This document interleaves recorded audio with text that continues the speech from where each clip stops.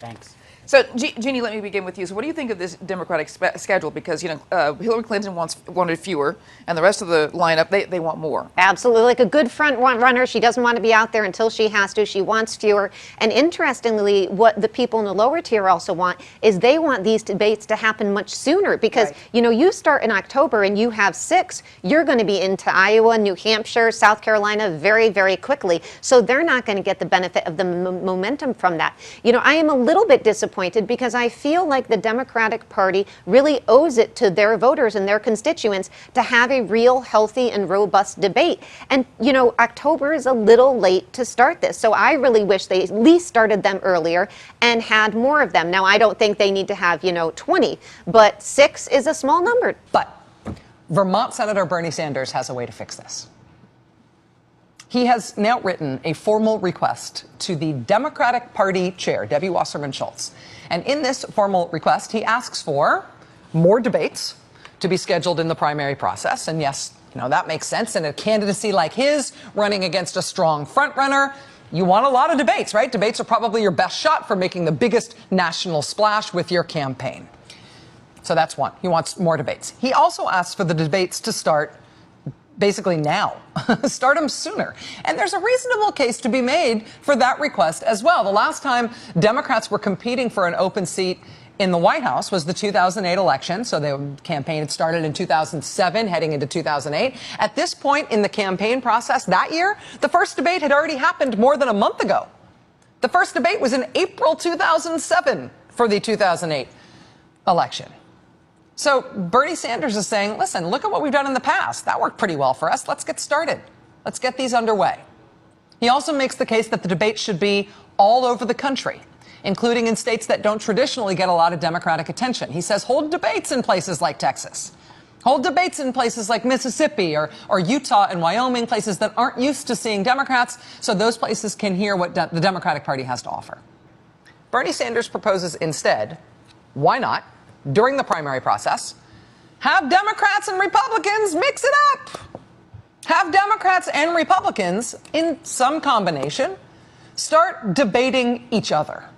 One of the other things you've just done is written a letter suggesting that the Democratic National Party have bipartisan debates as early as July, which brings to mind just how would you decide who among these Republicans would be in such a debate? How would you have a big enough stage for everybody? And I think it can be done in an ad hoc way, and it's something that we have to work out. But here's the point, Andrea.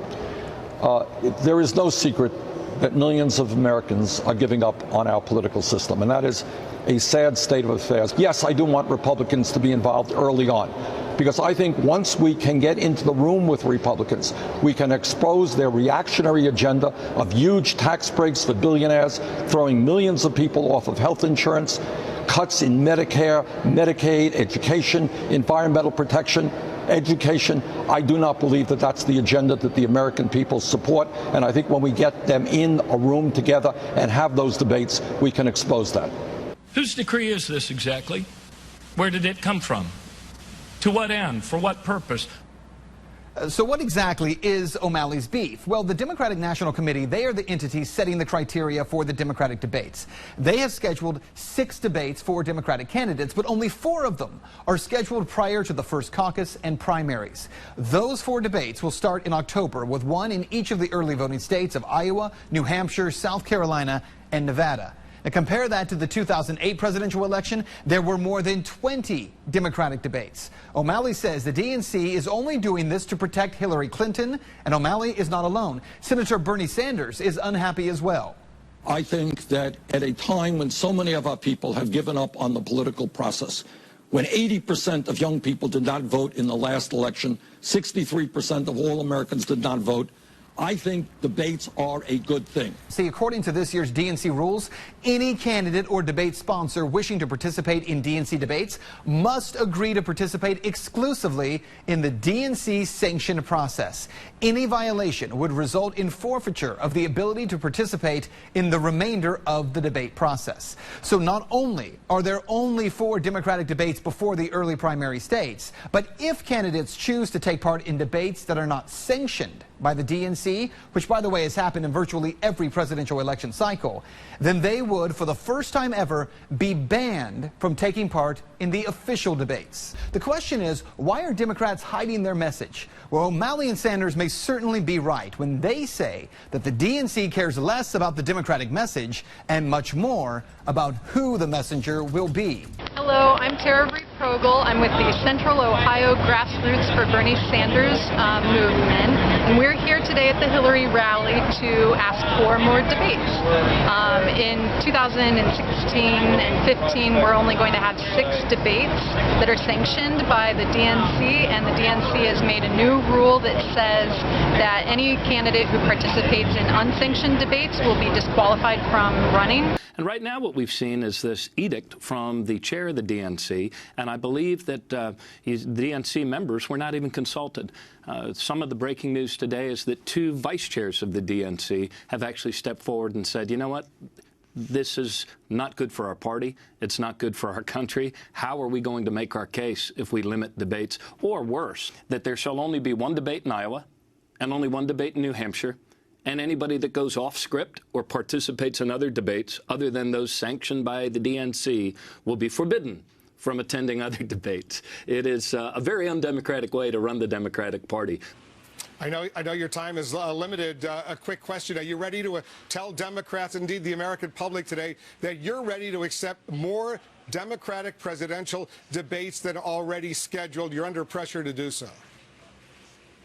Well, Wolf, I have said from the very beginning, I look forward to debating. I look forward to the debate, next month, now just a month away. And I will certainly show up anywhere the Democratic National Committee tells us to show up, because I want us to have a good exchange of ideas and to make sure that Democratic voters first and then general voters to follow, see exactly what we stand for and what our positions are. So, I am ready and willing, no matter what they decide, to show up and be there. Are you ready to ask the DNC to authorize more Democratic presidential debates? That's up to them. They can, they made their decision, but I have made it clear that if they want to do more, I'm happy to do them.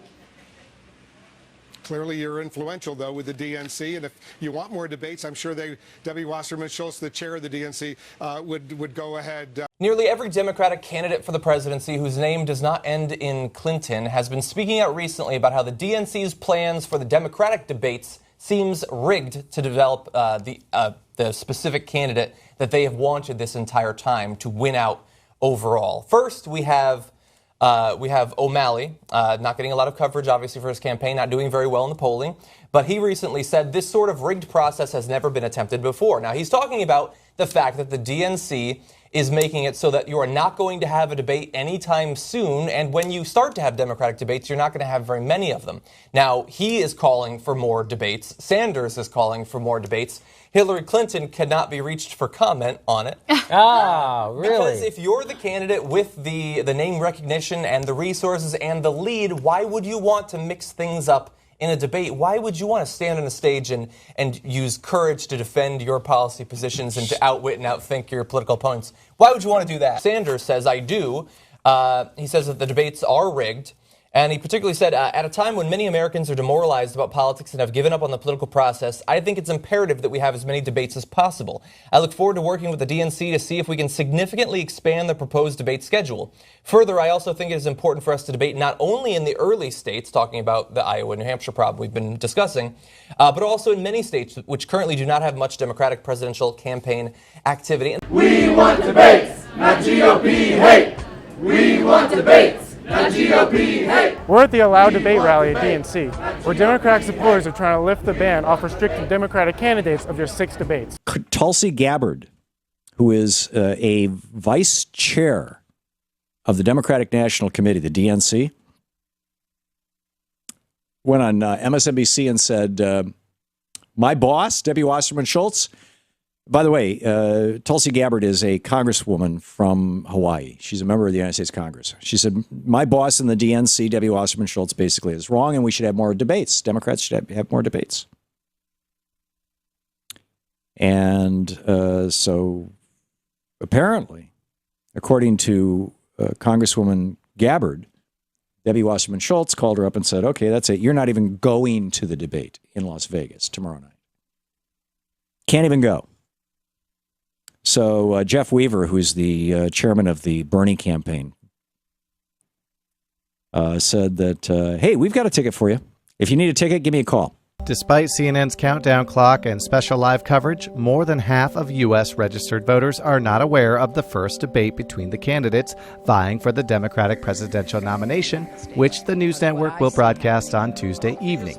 A Reuters Ipsos poll of 1,221 adults conducted from October 9th through October 13th found that 57% of registered voters were not aware of the debate between the 5 candidates to be held at the Wynn Hotel in Las Vegas. Let's take a minute to analyze how the media dealt with last week's presidential date rape. I mean, debate. Not because it's still important, but because it says something about our media. The day after the debate, Bernie Sanders won the CNN focus group, the Fusion focus group, the Fox News focus group, the State online poll, the CNN Time online poll, the Street online poll, the Fox 5 online poll, the Conservative Drudge Report online poll, the Liberal Daily Kos online poll, and the MSNBC online poll has Sanders with 22,000 votes and Hillary with 3,600. On the other hand, Hillary Clinton won. Oh, wait, none, not one, not one poll did she win the day after the debate. Now, I want to show you CNN the day after. Did we have a good debate last night? That was Hillary Clinton in Las Vegas just a little while ago. She dominated the Republican debate. CNN was so eager to say Hillary won, they even claimed she won the Republican debates. On this issue of Deborah Wasserman Schultz, who is the Florida Congressmember, who's head of the Democratic National Committee, Bernie Sanders has not gone this far, but you're saying she herself, Debbie Wasserman Schultz, must go. Why? Yeah, absolutely. First of all, you know, when the Bernie spokesperson in the earlier segment did a wonderful job, I would just add, though, that it wasn't the DNC that shut down the debates. It was Ms. Schultz. There was no meeting. There was no notice. There are no minutes. All the other members of that committee never got to say. There have been at least 2 vice chairs have come forward and said they read about it after the fact in the newspaper. No one else has claimed to have been informed in advance. It was a decision that about the decision to go from 26 debates in 2008 to 6 debates, 3 of them on a weekend for 2016. Debbie Wasserman Schultz and Hillary Clinton made that choice together. Is there time, and you're the chair of the DNC, to approve more debates between these 2 candidates?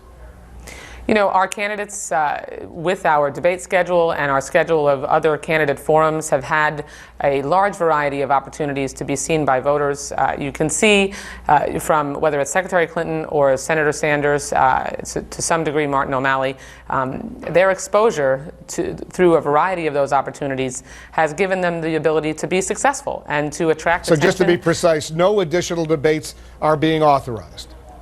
We have 6 debates, and we are proceeding with that schedule. And Bernie needs to drop out too. Yeah, you know what? It's good that everybody ignored him so much and thought that he was just this crazy socialist that would go away.